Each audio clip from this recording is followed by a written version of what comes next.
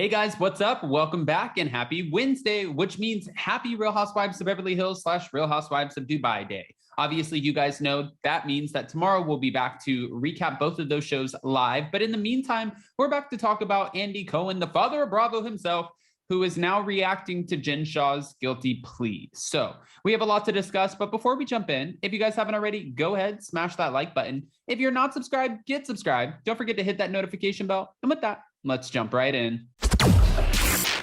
It's time for all your binge-worthy pop culture news. Welcome to Up and Adam.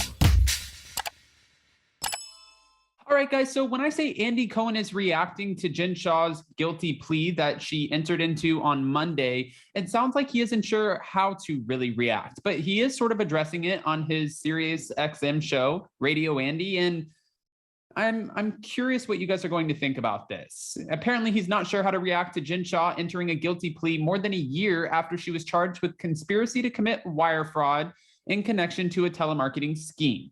I don't know how to feel about this. Jen Shah pleading guilty, and that's what he said on Tuesday's episode of Radio Andy on Sirius XM.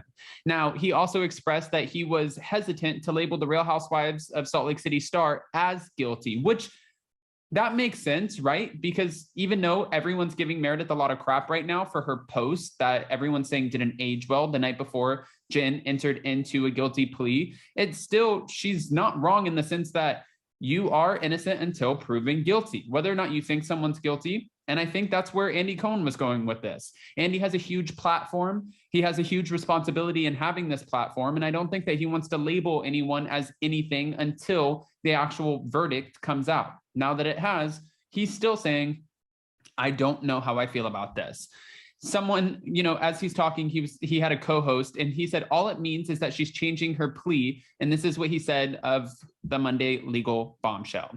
Andy Cohen then explained that he was even more taken aback by the plea change because Jen Shah had just sent his 2-month-old daughter, Lucy, a gift. I was like, Jen Shah, with everything you have going on, you thought to send Lucy a gift. I just thought that that was so nice of her. And he's saying this because he did post a photo of the gift, which was a card and a microphone on his Instagram, but then he immediately deleted it before it hit the 24-hour mark. Because if it hit the 24-hour mark, then it would have just disappeared itself. We know that. We know how Instagram works. However, theater actor John Hill, who co-hosted Tuesday's radio show with Andy Cohen, sided with the victims of the reality star's alleged telemarketing scheme. When you say you're guilty of something, it maybe means you're guilty. A caller weighed in on the situation and compared Jen Shah to the Real Housewives of New Jersey star Teresa Giudice, who pleaded guilty to fraud in 2014 and served 15 months in federal prison as a result. We've been supporting Teresa for years, the caller said, hinting that Jen Shah would have the same loyalty from fans. I mean, I am curious too, because they're saying 11.25 years to 14 years. The judge, from what we're hearing, the judge doesn't have to abide by those sentencing guidelines. The judge can do whatever she wants to do. But at the end of the day, she could come in with a lesser amount of time because Jen Shah changed her plea and they didn't have to go through the whole course of a trial, or she could just stick to the sentencing guidelines, or she could even go above the sentencing guidelines. That's up to the judge. I don't even want to pretend like I know what she's going to do there. Hill and Cohen pointed out that the cases were different, however, because Jen Shah's actions allegedly affected people, many of whom were over the age of 55. Andy Cohen said, what I found regarding viewer response to some of these moments that have happened is that the viewers are more outraged when there are, when you look at Tom Girardi and what it looks like he did, actual victims that you can look at. I believe he's referring to the housewife and the hustler. Girardi, the estranged husband of Real Housewives of Beverly Hills star Erica Jane, is being sued for allegedly embezzling settlement funds meant for the survivors of the victims of the Lion Air crash, Flight 610. Not only that, but there were a lot of other victims involved with Tom Girardi that we got to kind of see on the show.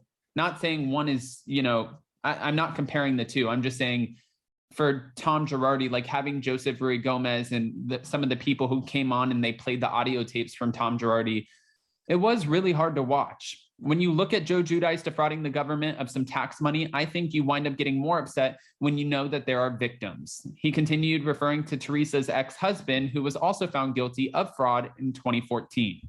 Now, we know that Jen Shah was arrested in March of 2021 for allegedly ripping off hundreds of victims in a telemarketing scheme. She initially pleaded not guilty to all the charges and repeatedly defended her innocence in the months that followed. And you guys know that. We sat down with Jen.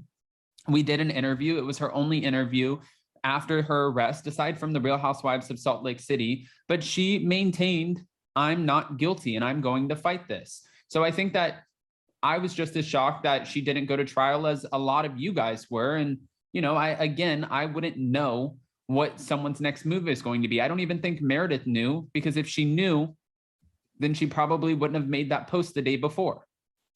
I mean, or maybe she would have. I don't know. She shocked fans on Monday, Jen Shah, however, when she filed a last-minute motion to change her plea to guilty just days before the trial was set to begin. Jen Shah's attorney, Plea, told Page Six that the Real Housewives of Salt Lake City star accepts full responsibility for her actions and altered her plea because she wants to pay her debt to society and put this ordeal behind her and her family. Now we know that Jen Shah's sentencing, they keep on saying, is set for November 28th. I've heard November 7th and November 28th. So I am curious which date it is. But regardless, it's in November. So that's when we'll find out exactly what the judge is thinking, where the judge wants to go with this. And at the end of the day, it is up to the judge, because now there's not a jury. There's not, you know, with Jen, and this is what I'm gathering. This is a conversation for Emily D. Baker, probably. But from what I'm gathering with Jen going into a plea, a guilty plea, and accepting responsibility, that gives her the possibility of having a lesser sentence because she's not dragging it out in a trial. I think that's probably the easiest way to put it, I guess. But guys, I want to hear what your thoughts are when it comes to Andy Cohen and reacting to Jen Shah's change of plea. How do you feel about this? And what do you think when he's comparing Jen Shah, Teresa Giudice, Tom Girardi, when he's comparing what was going on? It seemed like him and his co-host were having a difference of opinions. And I know a lot of people have a lot of opinions about this because it's a hot topic right now. Everyone's talking about it, but I just want to hear your unfiltered opinions. So go ahead, comment below. And before you go, don't forget to smash that like button. If you're not subscribed, get subscribed. Don't forget to hit that notification bell. And also tomorrow at some point, and I'll post it in my community tab, we are going live for recaps of the Real Housewives of Beverly Hills and the Real Housewives of Dubai. I love you guys. Stay safe, stay positive, and I'll see you so very soon. Bye, guys.